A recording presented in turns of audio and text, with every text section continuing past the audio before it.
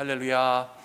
좋으신 하나님을 찬양합니다. 새해를 맞이하여 기도하고 계시는 거 변함없이 기도하고 계십니까? 복에 복을 더하시고 지경을 넓게 하시고 주님의 손으로 도우사 환난을 벗어나 근심이 없게 하옵소서. 기도하고 계시죠? 기도해 주셔서 감사합니다.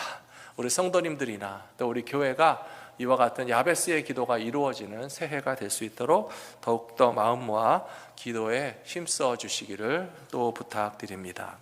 지난 주일에는 하나님의 백성들이 구하여야 할 진정한 축복의 의미가 무엇인지 설명드렸습니다.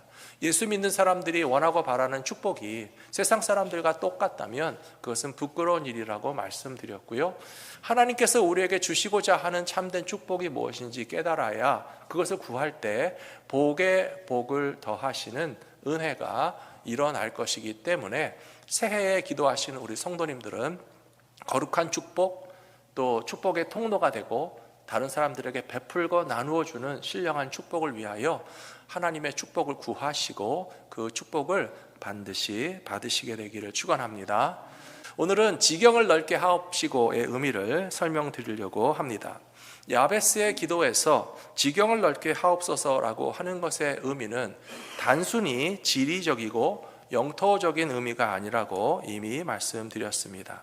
야베스의 기도에서 우리의 지경을 넓게 하옵소서라고 구하고 있는데요, 어떤 넓은 땅을 소유하거나 어떤 부동산을 가지게 되는 것만을 의미하는 것은 아니라는 사실을 알면서 우리는 신앙적으로 이 말씀의 의미를 깊이 묵상해야 합니다.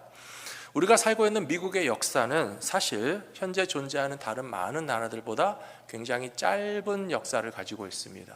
미국의 나이가 몇 살 되는지 여러분 아시나요? 올해 7월 4일이 되면 미국은 건국 그리고 독립 250주년을 축하하게 될 것입니다. 7월 4일에 요란스러운 소리가 나면 미국이 250살 됐구나, 그렇게 생각하시면 될 것 같습니다.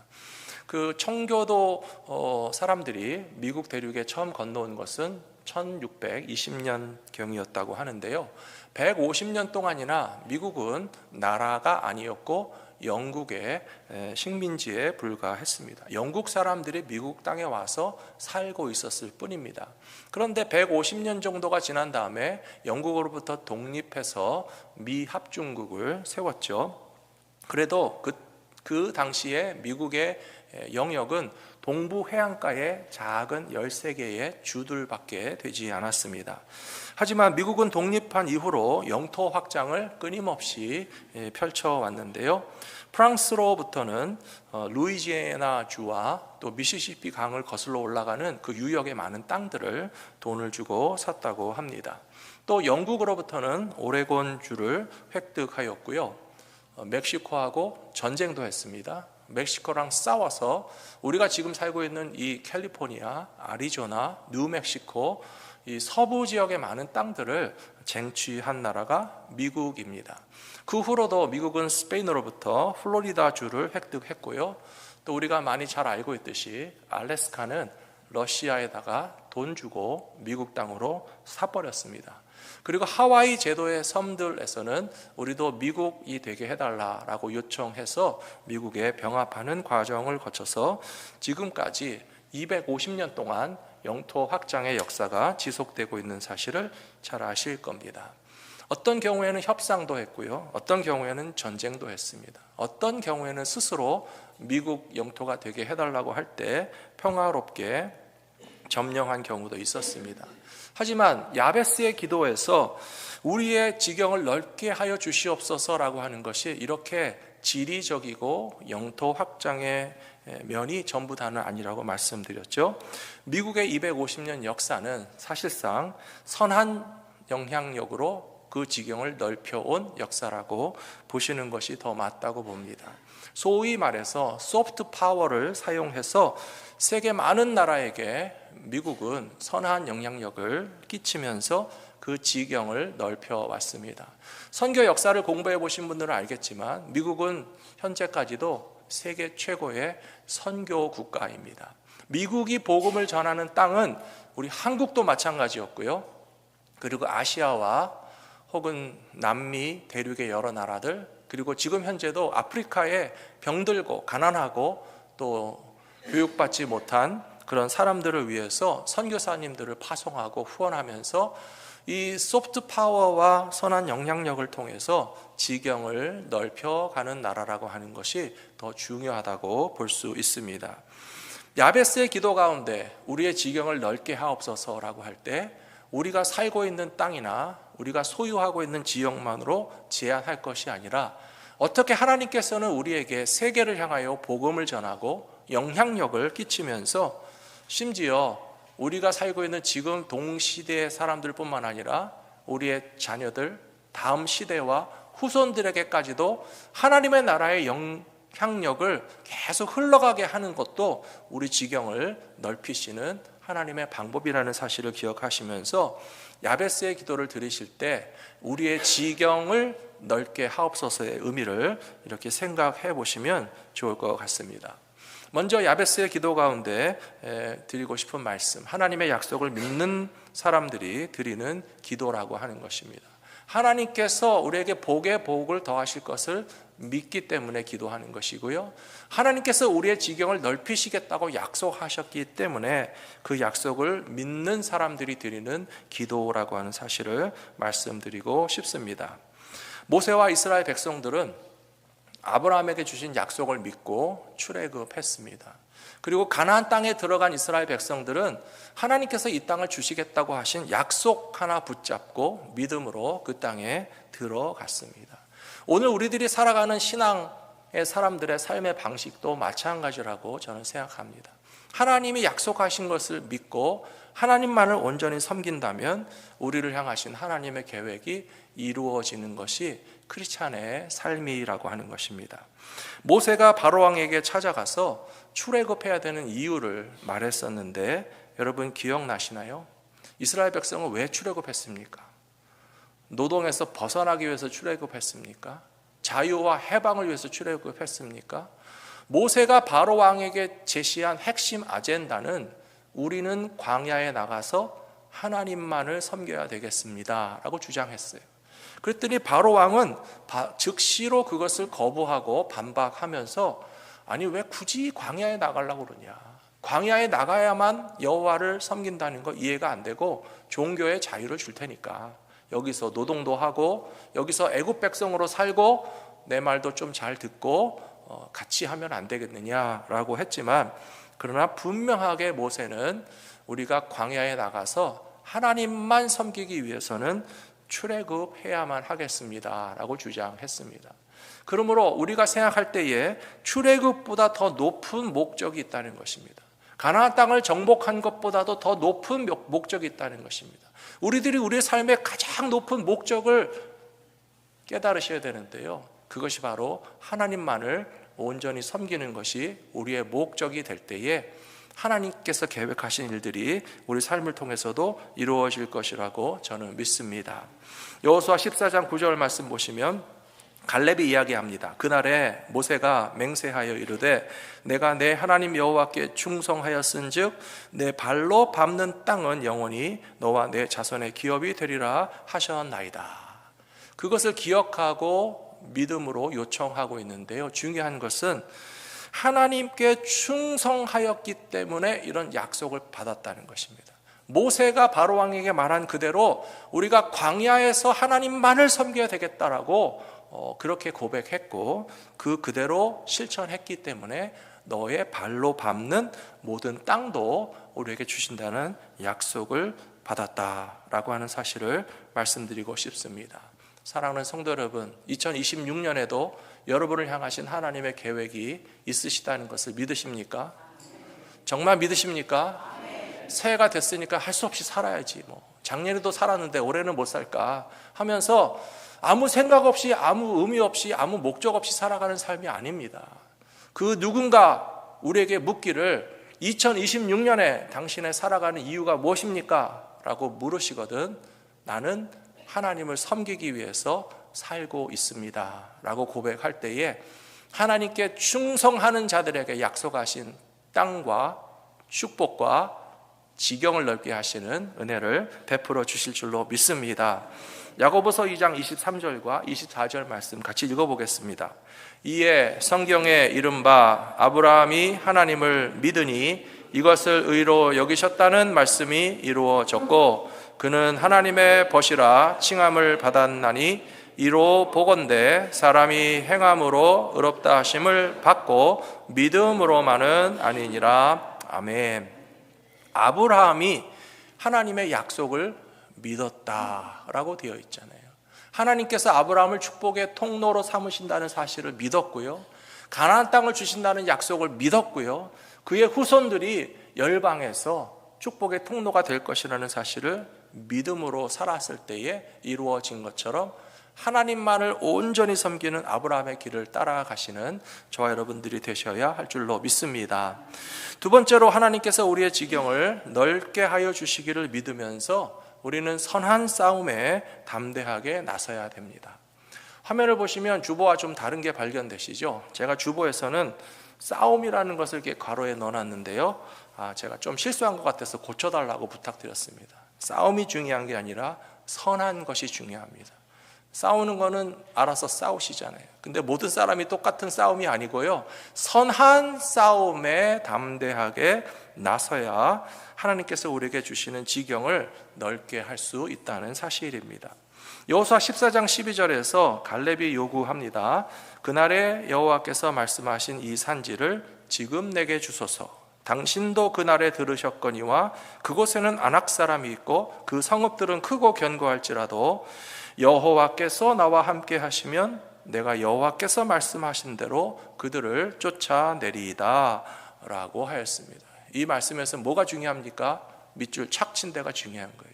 여호와께서 나와 함께 하시면, 같이 한번 하시겠습니다. 여호와께서 나와 함께 하시면 여호와께서 말씀하신 대로 그들을 쫓아내리이다.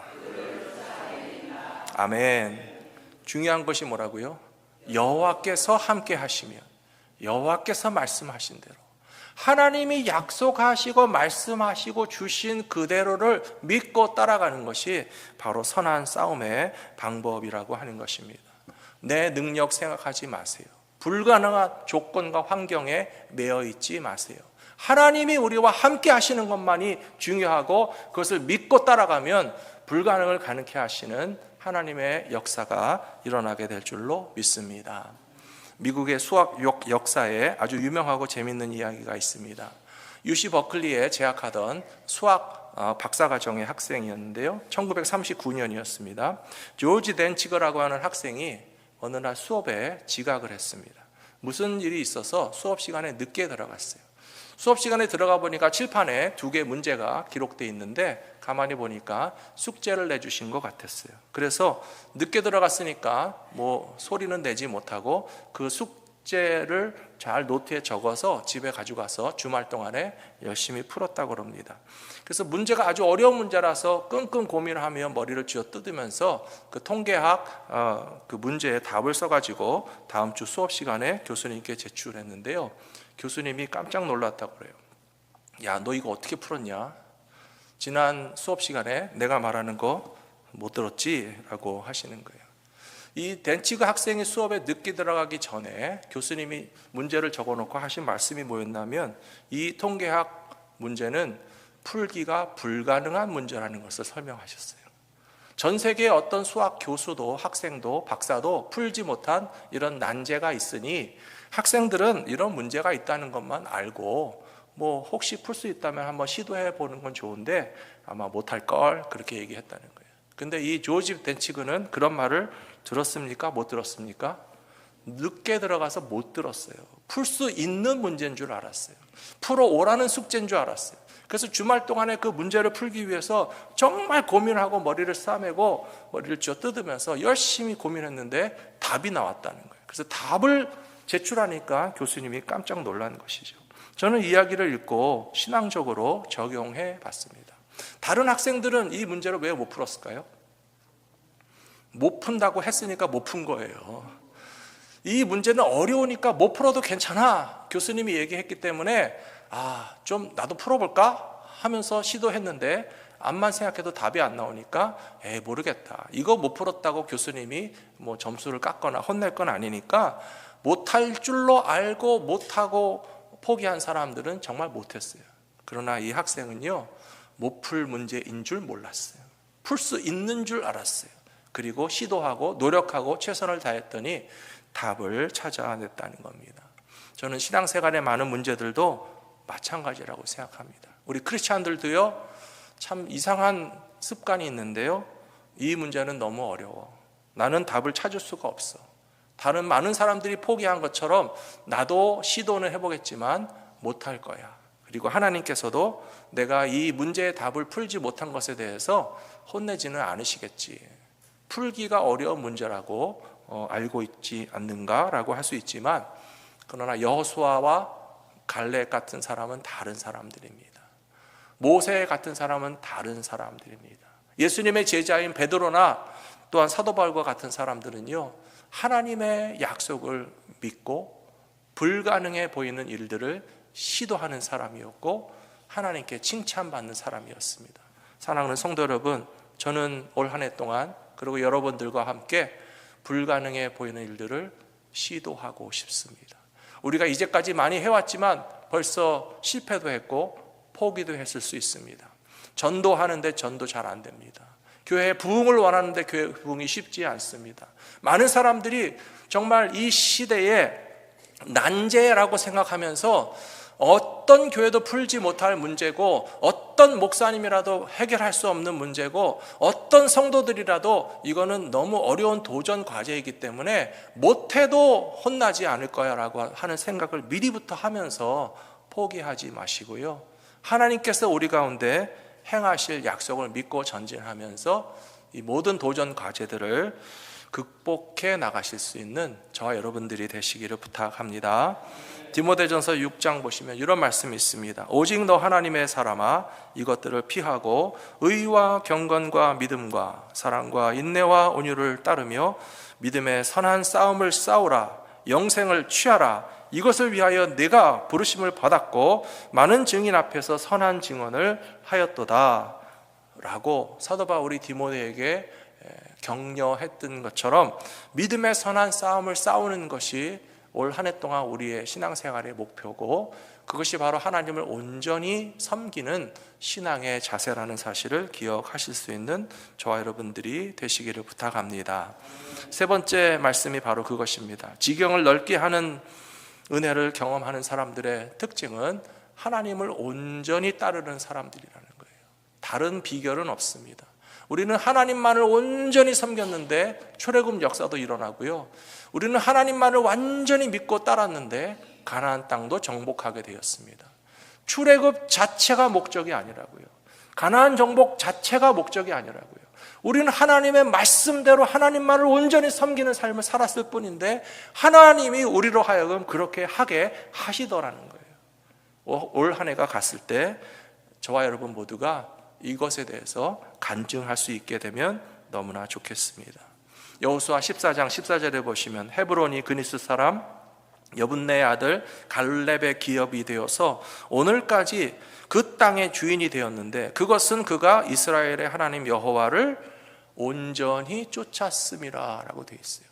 85세 되는 갈렙 할아버지가 무슨 전쟁의 기술이 그렇게 뛰어나가지고, 오늘 물론 말로는 내가 45년 동안 칼 잡고 싸웠는데 지금도 85세라도 싸울 수 있고 힘도 여전하고 내가 할 수 있습니다 라고 말은 하고 있지만요, 그러나 저는 그거보다 중요한 요소는 하나님을 온전히 쫓아가는 삶을 살았다는 것이 최고의 비결이라고 믿습니다. 민수기 32장에도 이 말씀이 다시 나옵니다. 보십시오. 애굽에서 나온 자들이 20살 이상으로서는 한 사람도 내가 아브라함과 이삭과 야곱에게 맹세한 땅을 결코 보지 못하리니 이는 그들이 나를 온전히 따르지 아니하였음이라. 그러나 그나스 사람 여분네 아들 갈렙과 눈의 아들 여호수아는 여호와를 온전히 따랐느니라 라고 말씀하고 있습니다. 사랑하는 성도 여러분, 올해 지경을 넓게 하시는 주님의 은혜를 경험하기 원하십니까? 조건은 하나밖에 없어요. 하나님을 온전히 따르는 사람들에게는 복의 복을 더하시고 지경을 넓게 하시는 역사가 반드시 일어날 것이고요, 우리의 마음이 하나님만 온전히 섬기는 것이 아니라 세상을 좋아하고 세상을 따라가고 육체에 속한 욕망과 헛된 생각에서 벗어나지 못해서 하나님을 섬기는 것을 뒤로 제쳐놓은 사람들이 어떻게 지경을 넓게 하시는 은혜를 경험할 수가 있겠습니까? 오늘 말씀의 포인트를 한 번 더 말씀드리고 싶습니다. 하나님만을 온전히 믿고 섬기시는 저와 여러분들이 되시기를 바랍니다. 우리의 삶의 우선순위를 하나님의 말씀대로 살아가는 것에 집중하다 보면 출애굽도 하고 가나안 땅도 얻고 헤브론 산지도 우리에게 허락해 주시는 지경을 넓게 하시는 은혜를 경험하게 될 것이라고 저는 믿습니다. 교회는 복음을 통해서 지경을 넓히는 그런 사람들의 공동체입니다. 베드로와 요한, 또한 사도 바울이나 또 바나바, 디모데오와 같은 모든 사람들이 하나님을 온전히 섬기고 예수님의 말씀을 순종하면서 야베스의 기도를 드리면서 살았을 것이라고 저는 생각합니다. 지경을 넓게 한다는 것은요, 우리의 어두운 눈이 확 띄게 되는 그런 경험이라고 생각합니다.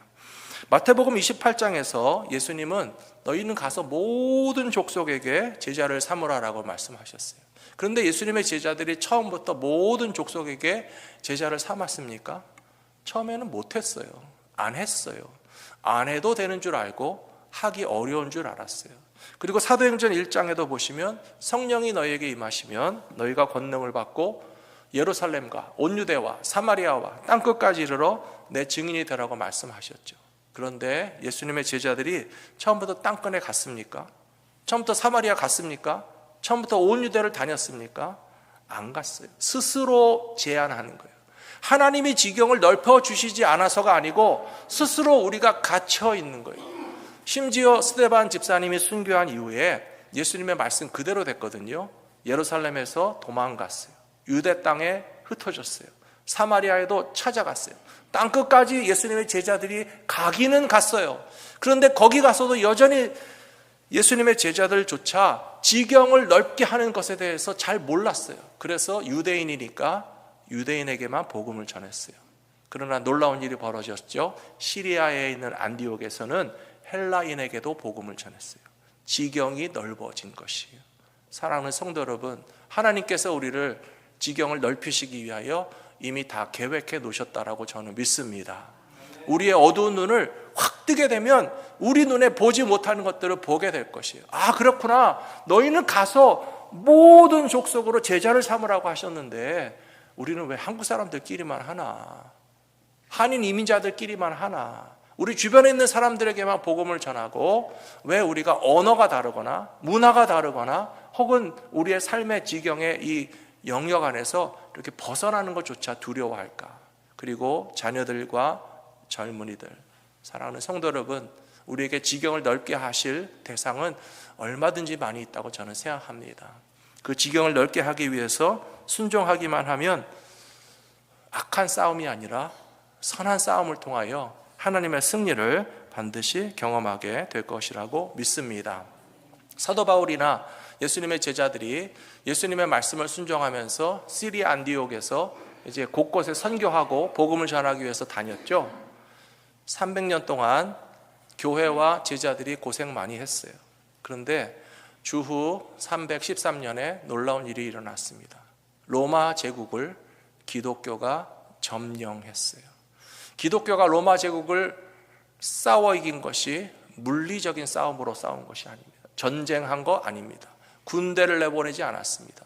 오히려 교회와 성도들은 300년 동안 핍박을 당했어요. 박해를 당했습니다. 가난하고 힘이 없는 백성들 가운데서도 예수의 이름으로 찾아가서 병든 자를 고치고 하나님 나라의 복음을 전하고 하나님의 사랑을 나누면서 그들은 선한 영향력을 미치는 지경을 넓게 하는 일을 열심히 300년 동안 했더니 로마 제국이 주님 앞으로 돌아왔어요. 사랑하는 성도 여러분, 야베스의 기도를 드리면서 우리의 지경을 넓게 하옵소서라고 하는 것이 물리적인 땅을 소유하는 것만 의미하지 않습니다. 우리가 살고 있는 이 시대의 끝장을 보는 것도 아닙니다. 300년 후에 이 세상이 복음으로 뒤집어지고 하나님의 나라가 확장되는 일을 위해서 오늘부터 우리가 복에 복을 더하시고 우리의 지경을 넓게 하옵소서라고 하는 믿음 가지고 전진한다면 하나님만을 온전히 섬기시는 저와 여러분들에게 약속하신 것을 반드시 이루어 주실 거라고 믿습니다.